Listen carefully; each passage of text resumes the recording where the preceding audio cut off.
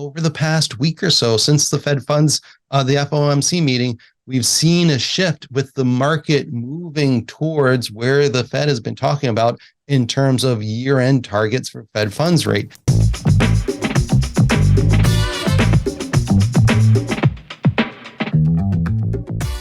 It's Thursday afternoon, which means it's time for some Townhall Takeaways. Willie Delwich here. Glad you're with me. Every Thursday afternoon, we look through all the charts, look through all the indicators, look through all the things that are catching our attention and try to boil it down, the developments of the week, the news of the week, to a couple key takeaways. And this week, as I'll show you in just a minute, they all fit under a really nice and tidy theme about getting on the same page, or at least, if not on the same page, at least reading from the same book. We'll start with a discussion between investors in the market, and what we're seeing is that investors are starting to get on the same page as the market. What are we talking about there? We're talking about investor sentiment. For so long, 44 weeks in a row coming into this week, individual investors were persistently pessimistic, even as stocks started to move off their lows in the fourth quarter of last year. And even as we opened up this year with a show of strength, we started to see more stocks making new highs and new lows. Or bull market checklist got all five, but still we saw evidence that investors weren't really ready to embrace the rally. Well, that's changed now. Individual investors this week, like I said, for the first time after 44 weeks of more bears and bulls, we've got more bulls than bears on the AAI survey. That's moving higher above its August highs, confirming what we've seen over the past couple of weeks in terms of the investors' intelligence bull-bear spread moving above its August highs, and the NAIM exposure index, so active investment managers exposure there, moving above its August highs. A couple interesting things about this. While we've seen an expansion in sentiment above August highs, the S&P 500 is still below its August highs. So you could make the case that it's no longer an unloved rally. You could start to make the case a little bit, if you wanted to, that it's an overloved rally. I think that's premature, coming off of the persistent pessimism, to say, okay, too much optimism here, we got to back up. I'd take the opposite case and say you need bulls to have a bull market. The behavior we're seeing now from a sentiment perspective is kind of similar to the behavior we're seeing from the new high versus new low perspective. It's bull market behavior to see an embrace of equities after a sustained period of pessimism. So seeing investors get on the same page with the market, that's good for prices so far as I'm concerned, up and until we get excessive optimism, and we're not there yet. So that's the first takeaway. We've got investors and the market getting on the same page. Second one, let's see about the market and the Fed, whether or not they can start to read from the same book as well. And here we're talking about a view on rates at the end of this year.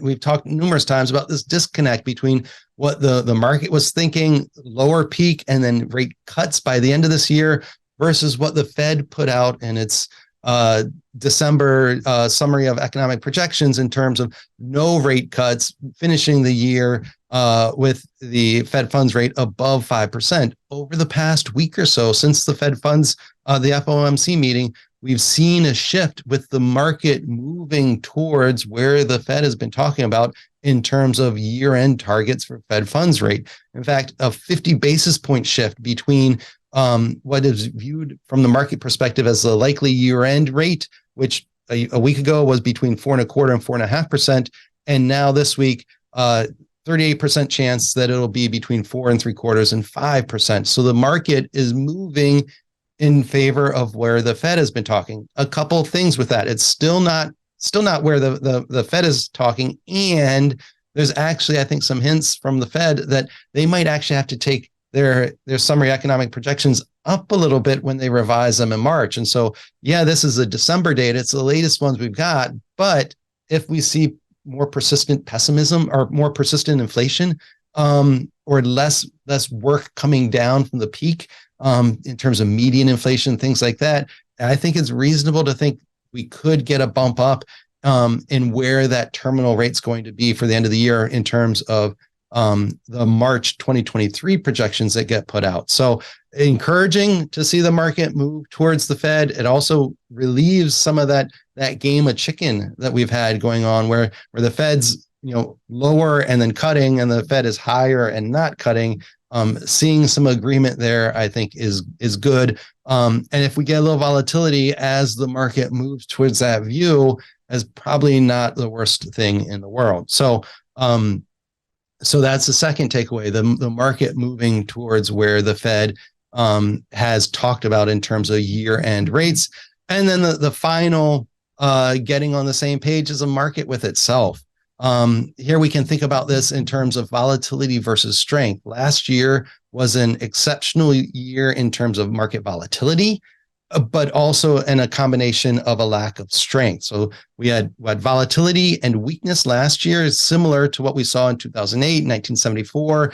Lots of 1% swings on the S&P, very few days with more new highs than new lows.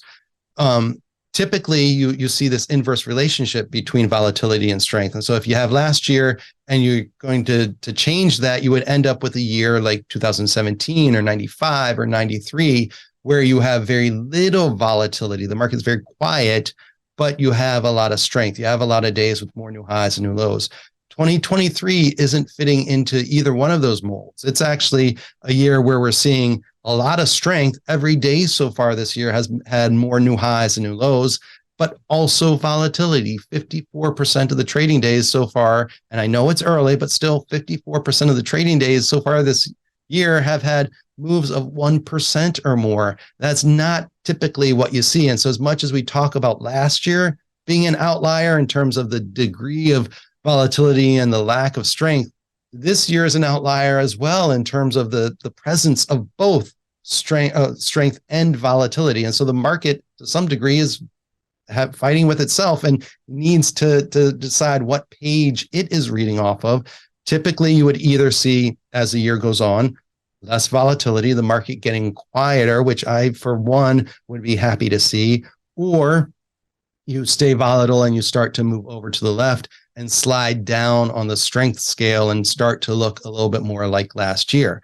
Like I said, early going yet, so we don't want to say this is definitely how the market will be. The summary outlier will be where we are at the end of the year, but it's interesting that it's kind of put the marker out there, and now we can watch to see, okay, do we see volatility come down? Do we see strength come down? Or is just 2023 going to be an outlier and have an unprecedented combination of strength and volatility? I doubt that that's the case. We'll have to see which way it switches and which way as the market gets on the same page with itself, which way we see this move. But either way, it's been a fascinating start to the year. Lots going on, lots of disconnects that now start to seem to be resolving between investors and the market, between the market and the Fed. Now we need to get the market to be on the same page with itself, and we can proceed with the rest of this year. Those are the Townhall Takeaways. I'm Willie Dowich, and I really appreciate you tuning in and giving this a listen. And I will do this again next week, every Thursday afternoon, Townhall Takeaways. Glad you tuned in. Have a good week, everyone.